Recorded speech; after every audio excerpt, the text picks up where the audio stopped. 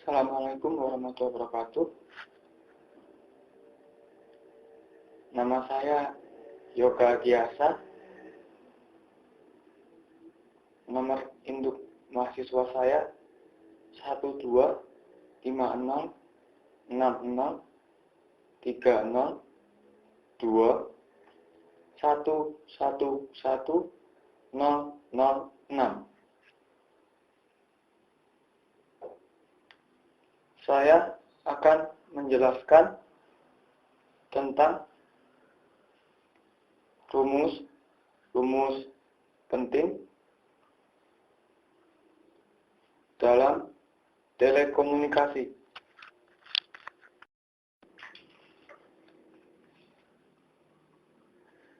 Yang pertama adalah signal to noise ratio atau SNR. Signal to noise ratio atau SNR sama dengan 10 log kali daya sinyal per daya noise,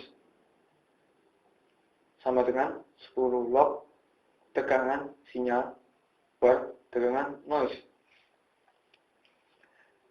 Jika diasumsikan sinyal gabungan atau dalam kurung sinyal atau informasi dan noise tutup kurung diukur melalui resistensi yang sama, yaitu R1 sama dengan R2. Maka SNR dapat dinyatakan sebagai perbandingan antara tegangan sinyal dengan tegangan noise. SNR sama dengan 20 log atau tegangan sinyal atau tegangan noise.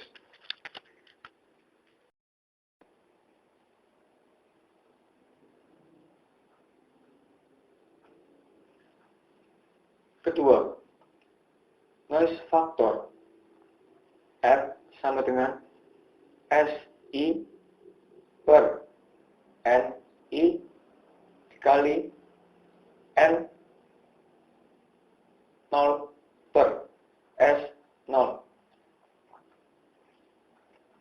Dapat dilihat pada gambar. SI per NI maju searah dengan network yang merupakan N0 per S0. Bila noise factor nilainya 1, berarti Sn sama dengan Sn. Sehingga dapat diartikan internal noise dari network ini tidak ada. Atau dalam kondisi ideal, dalam prakteknya setiap network pasti memberikan kontribusi internal noise. Jadi nilai 1 kurang dari sama dengan F kurang dari tidak terhingga.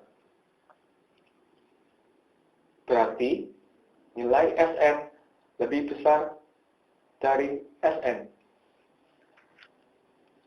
Noise factor ini bila menyatakan dalam perbandingan desibel atau dengan simbol dB disebut sebagai noise figure atau NF.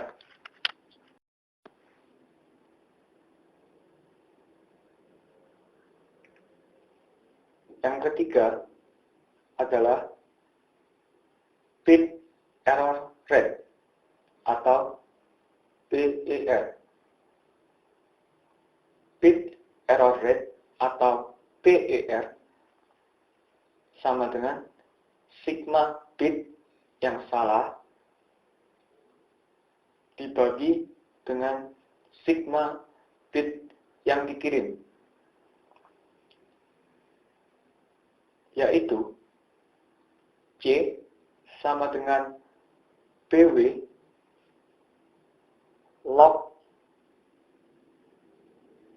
2 dikali 1 tambah S per N dengan BW yaitu bandwidth, S per N yaitu daya sinyal dibagi daya noise Gaussian dalam bandwidth-nya, C kapasitas kanal.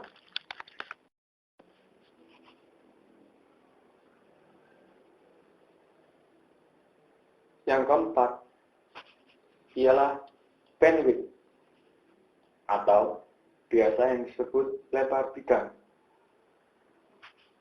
Bandwidth atau lebar bidang untuk sistem AM adalah BW AM sama dengan V USB min V LSB sama dengan FC tambah FM dikurang FC min FM sama dengan 2 FM. FC adalah frekuensi sinyal pembawa atau carrier. FM ialah frekuensi sinyal pemodulasi. Artinya, bandwidth dari sistem AM adalah 2 kali frekuensi sinyal pemodulasiannya.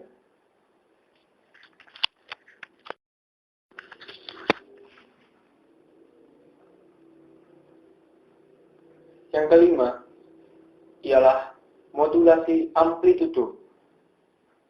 Seperti telah dijelaskan di atas, pada modulasi amplitudo, maka besarnya amplitudo sinyal pembawa akan diubah oleh sinyal pemodulasi, sehingga besarnya sebanding dengan amplitudo sinyal pemodulasi tersebut. Frekuensi sinyal pembawa biasanya jauh lebih tinggi daripada frekuensi sinyal pemodulasi. Frekuensi sinyal pemodulasi biasanya merupakan sinyal pada rentang frekuensi audio atau AF atau audio frekuensi, yaitu antara 20 Hz sampai dengan 20 kHz. Sedangkan frekuensi sinyal pembawa biasanya berupa sinyal radio atau RF atau radio frekuensi pada rentang frekuensi tengah atau MF atau mild frekuensi, yaitu antara 300 kHz sampai dengan 3 MHz. Untuk mempermudah pembahasan, hanya akan didiskusikan modulasi dengan sinyal sinus.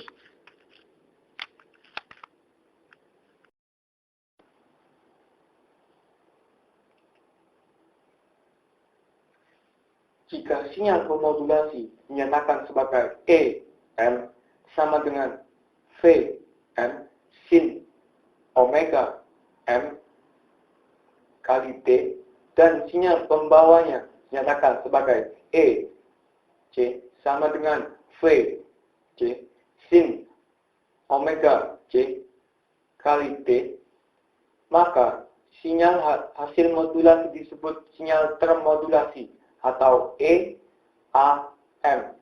Berikut ini adalah analisis sinyal termodulasi AM. AM sama dengan VC buka kurung 1 tambah M sin omega M kali T tutup kurung sin omega C kali T sama dengan VC kali sin omega C kali T tambah M kali VC kali sin omega C kali T dikali sin omega M kali T sama dengan VC kali sin omega C kali T tambah setengah M kali VC kali cos buka kurung omega C min omega M tutup kurung kali T. Min setengah M kali VC kali cos buka kurung omega C tambah omega M tutup kurung kali T sama dengan 22.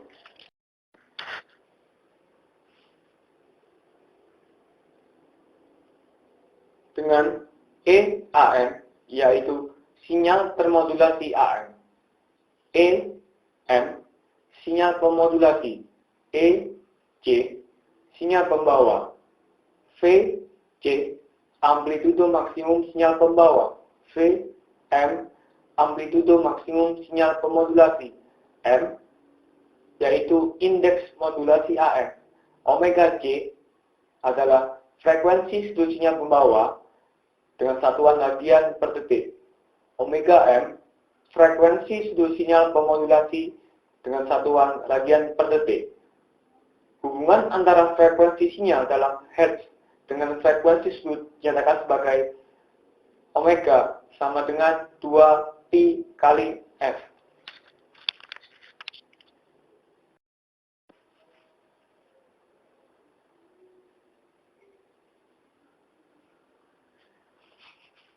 Komponen pertama sinyal termodulasi AM atau VC kali sin omega C kali T disebut komponen pembawa. Komponen kedua yaitu setengah M kali VC kali cos buka kurung omega C min omega M tutup kurung kali T disebut komponen bidang sisi bawah atau LSB yang biasa disebut lower side band.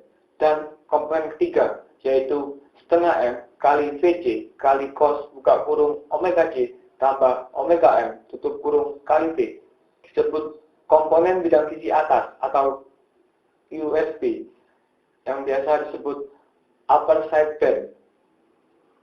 Komponen pembawa mempunyai frekuensi sudut sebesar omega C, sedangkan komponen LSB mempunyai frekuensi sudut sebesar omega C min omega M. Dan komponen USB mempunyai frekuensi sudut sebesar omega C tambah omega M. Diperlihatkan spektrum frekuensi gelombang termodulasi AM yang dihasilkan oleh spektrum analyzer. Harga amplitudo masing-masing bidang sisi dinyatakan dalam harga mutlaknya.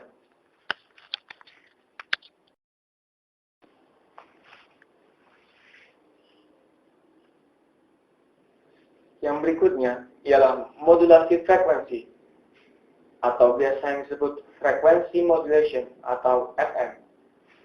Persamaan gelombang yang bermodulasi FM adalah E, F, M sama dengan A, C, sin buka kurung omega C kali T tambah sin M, F, sin omega M kali T. Dengan AC, yaitu amplitudo maksimum dari sinyal karier. Omega C sebagai frekuensi sinyal karier. Omega M, yaitu frekuensi sinyal pemodulasi. Dan MF sebagai indeks modulasi.